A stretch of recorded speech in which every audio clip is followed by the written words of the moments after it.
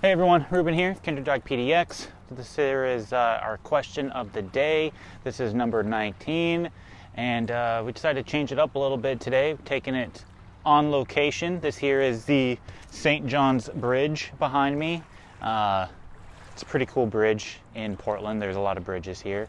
And this is over at Cathedral Park. So yeah, just kind of getting out on a bike ride and enjoying the day a little bit. So to get started with the question of the day, here it is, number 19. Hi, we have a 10-month-old Border Collie mix. He seems very shy around meeting people.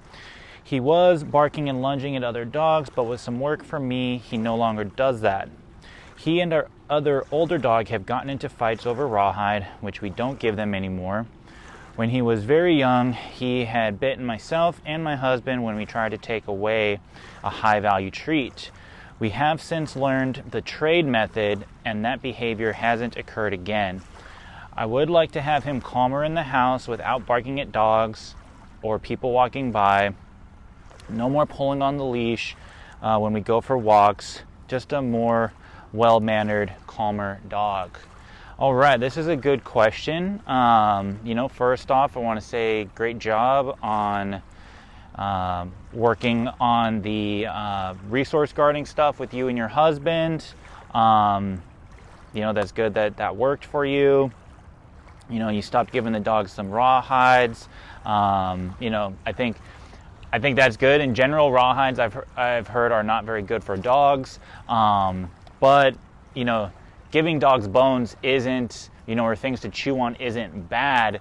Maybe we just need to have more structure over that exercise. So maybe if both dogs know how to stay on their bed, you can have them go to their beds and then chew their bone, and then you take it away after a few minutes, or you can give it to them in their kennels, probably supervised, so that way they don't accidentally choke on something. But that way you don't have to necessarily ixnay it. Yeah, rawhide bones or bones in general can be high value items, and that can create competition between dogs. And then if the other dog is trying to steal that bone, or the other dog is trying to steal the other dog's bone, or they're just lying around the house and they're able to go and grab them as they please, all of that stuff can add to a resource guarding behavior from our dogs. So one thing you could do is teach your dog the out command, which basically would mean, you can step away from these things and I can pick them up, but it doesn't sound like you're having that issue. It looks like you're really wanting to have him calmer in the house without barking at people or dogs walking by. No more pulling on the leash. So, you might want to think about, all right, so let's back up and let's get to this from kind of the beginning here. So no more barking and lunging at other dogs, but still pulling on the leash. All right, so that might be a tools issue. We train dogs on the Hermsprenger prong collar. We want to get the dogs used to leash pressure, and that means using the leash to give direction rather than just having them pulling on it and going wherever they want and maybe resisting when we're trying to give them information. So we're going to want to change up the tools, get them on a Hermsprenger prong collar. We use 2.25 millimeters for all the dogs, most of the dogs. And then, like I said, you're going to want to start teaching leash pressure. And, then you're going to just start incrementally building the dog up. So you might first start with leash pressure inside the house, develop the mechanics and the fluidity on your part and even on the dog's part before you move to another challenging area.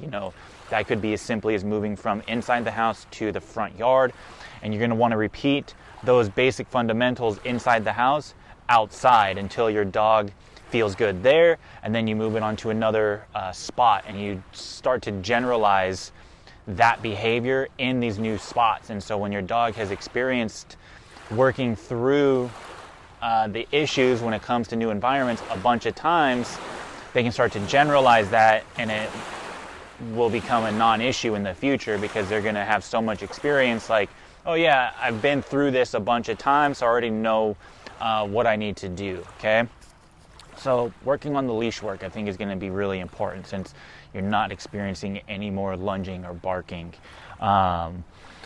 Let's see, calmer inside the house. The one thing that we always teach is place work. You know, we want to have a good combination of teaching the dog the commands, but then also more heavy-sided spot on duration work, non-active training, you know, and this is going to help develop a dog who can tune out the world, you know, which, and when they can learn how to tune out the world, they actually tune more into you because they're blocking out all the noise. And place command is great for teaching dogs how to block out the noise and focus on the task at hand. So leash pressure, Herm Sprenger prong collar, teaching the place command, those are going to be really big things. And, you know, you can do training sessions, you know, but then have equal parts duration work for that stillness, okay?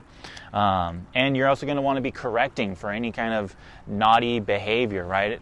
Barking at the wind, you know, you're going to want to correct that, but you got to give information, you know, what do you want the dog to do, right? Like barking at people, if he's just roaming around the house and he's walking by the window or staring out the window and barking at things as they pass by, we need to knock that off. We need to get him on place, get him away from the window and the ability to practice that behavior, get him on place, so then he has to practice being calm and relaxed. And then if he's barking from place, we can actually correct that and disagree with that behavior. So this way, again, we're just saying, don't worry about what's going on outside, okay? Tune that stuff out. Seems the battery died, so we're going to finish this up, little handheld action here. So let's see here too, go back, no more pulling on the leash, so, you know, working on that leash pressure, and just, you know, a well-mannered, calmer dog. So in order to get this, we need to, you know, if you're wanting them calmer in the house, teaching place command, addressing the behaviors that you don't like, rewarding the stuff that you do like, but it's having that equal-sided conversation of yes and no. You know, that's how the dog is going to have clarity on what is and isn't allowed. And then you just practice that. You rinse and repeat, and you do that every single day. And it's something that we definitely talk about a lot is training is a lifestyle. It's not that you get the results you want, you get the six-pack, and then you instantly stop working out and doing all the things that you needed to do to get there. I would imagine that if you've achieved that goal, that's now part of your lifestyle.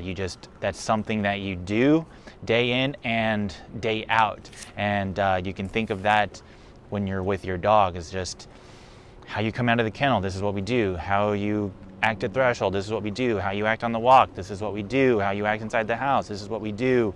All of that stuff plays a very big factor in getting what you want, which is a calmer dog. So anyways, this here is the question of the day, number 19. As always, you know, we are on Instagram, Facebook, YouTube. You can follow us, subscribe to us, like us, all of those things to get updates on when we're posting new videos, and you can get notified of those. So yeah, hope you all enjoy the day, and we will talk to you later. Bye.